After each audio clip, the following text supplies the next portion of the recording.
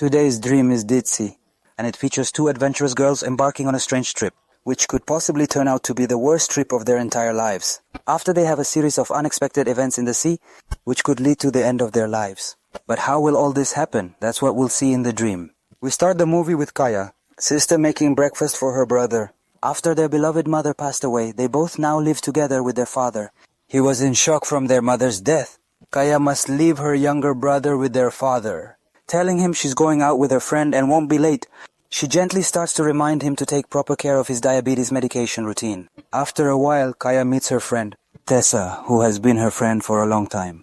Tess takes her and introduces her to her new friends, including her boyfriend Julian. He introduces her to Julian. He surprises her by saying they are going on a trip to the Bahamas. Of course, Kaya had no idea they were unexpectedly going on this trip, but Tess manages to convince her. That's why she picks up the phone to call her brother and inform him that she'll be late. Unfortunately, Kaya couldn't imagine what this trip would cause her. She attempts to downplay the situation and explains that she truly needs this trip, meaning she needs a change of scenery. She promises to return from the trip very happy. Once they make the change, they soon discover that they are going on the trip, and they excitedly head to the beautiful Bahamas by jet ski. Xander starts to take Kaya's phone to prevent it from falling in the water, and they swiftly make their way towards the islands. After a short distance, they manage to reach the Bahamas. Xander can finally admit to Kaya that he truly likes her a lot.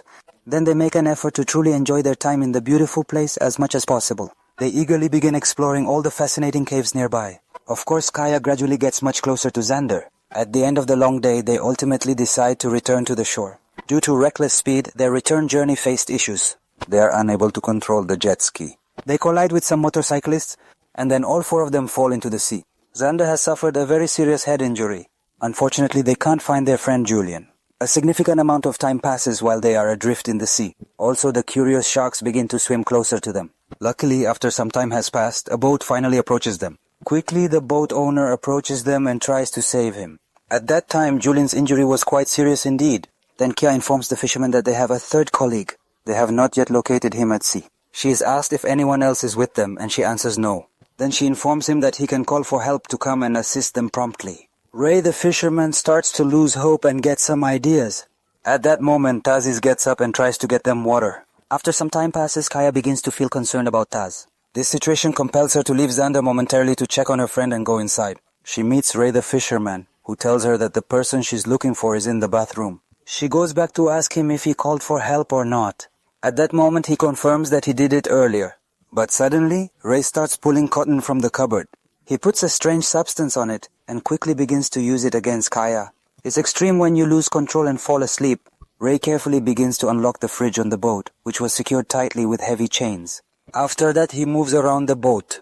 When Kaya wakes up, she is surprised to find herself in the boat's cabin. She wasn't alone because she finds her friend next to her. Her close friend has developed a new bruise on her side. When she tries to reach the door, she finds it locked. When she finds another exit, she sees that it's also locked.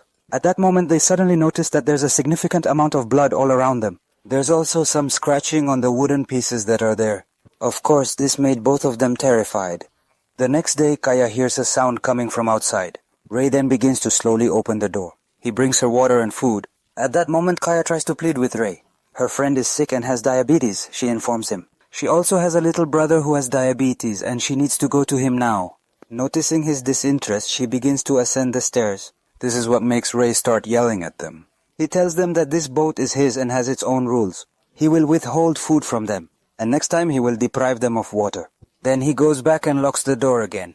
After a little while, Kaya begins to hear a familiar sound once again. This time, she confirms that there is a boat approaching them. Indeed, what she said is true, and there is a boat getting closer to them. We are surprised that the person on the boat is being welcomed by Ray. A person boards the boat and begins to examine Xander. Ray then goes to the kitchen to get him some cold water to drink. After that, Ray goes downstairs with the new person he just met. He starts asking who among the two is injured. He informs him it's about the girl. He begins to approach and tries to examine her. He begins diagnosing her with a serious broken ribcage, and possibly internal bleeding as well, when he returns to the boat once more again. He gives the man money as his share from the previous operation. Migrants are arriving and he needs to take care of them. And then he suddenly mentions that he dealt with a very famous lawyer, that this lawyer needs a kidney instead of his daughter, and he will pay a lot of money in return. His main focus was on the people around him. He begins to explain to him that both individuals are seriously injured. Kaya should ideally be enjoyed fresh. They are clearly identified as organ traffickers. The doctor begins to take their organs. Of course, the first one he would start with is Xander. Kayla observes his situation through a small gap in the door. Both of them were completely devastated. But of course, they had absolutely nothing they could possibly do. Kayla at that moment is distressed and starts to take something. She makes an effort to open the other door. After Xander finishes, Ray goes down to take a total of 9. When Kayla attempts to stop him, he violently hits her. When she comes to from the hit, she goes back to digging at the door to escape. After a lot of persistent effort, she finally manages to successfully open the door. At that time, Ray was preparing 9 for the operation. The very first thing Kayla does when she enters the room is look for the radio. She desperately tries to call for help. When no one responds to her urgent calls, she decides to go save her friend. But Kaya was smart because she goes down to the boat's engine and tries to sabotage it. Then she returns to search for a weapon that she can use to defend herself, until she unexpectedly discovers a crossbow. She begins to build her strength. She steps outside to visit the doctor who was alone, before he performs the operation on her friend. She successfully shoots him with an arrow. When she tries to wake her friend, he hits her. At that moment, Stace was able to wake herself up. She quickly grabs the sharp scalpel and decides to viciously stab the doctor multiple times, until he dies. Then he steps outside, utterly shocked by the scene he sees. Toby knows that Kaya was the one who did this. That's why the first thing he does is sabotage the boat next to his. To prevent them from escaping, he starts looking for them on the boat. He realizes both of them have jumped off the boat. He realizes they are thinking of going to the doctor's boat. When he attempts to start her boat, he is surprised to find that it simply won't turn on at all. When he goes down to the engine, he finds that all the wires are cut.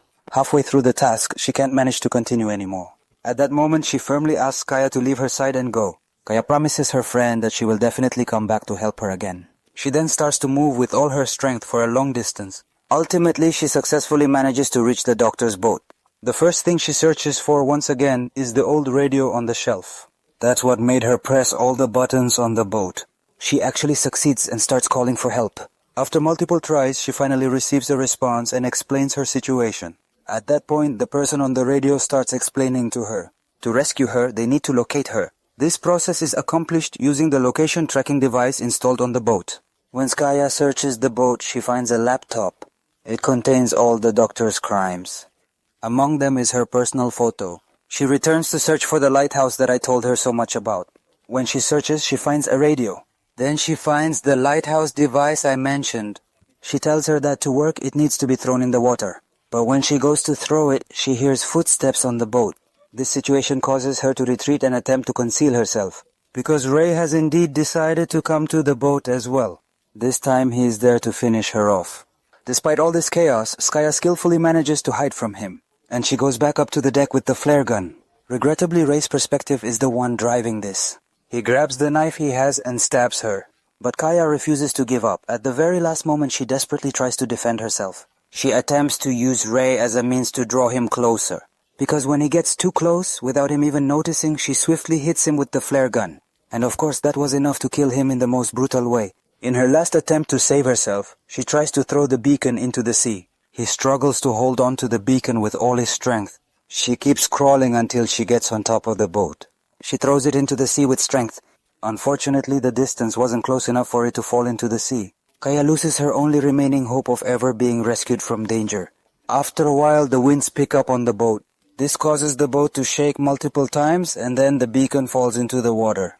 It quickly begins sending a signal to accurately locate her. At the first light of day, the much-needed aid arrives to rescue them. When they actually reach her, she is still breathing. They can also reach her friend Taze, who was still very much alive at that time. Kaya feels comforted by the presence of her father and brother, but she surely felt relieved when she saw her friend. She was the cause of everything that happened to her.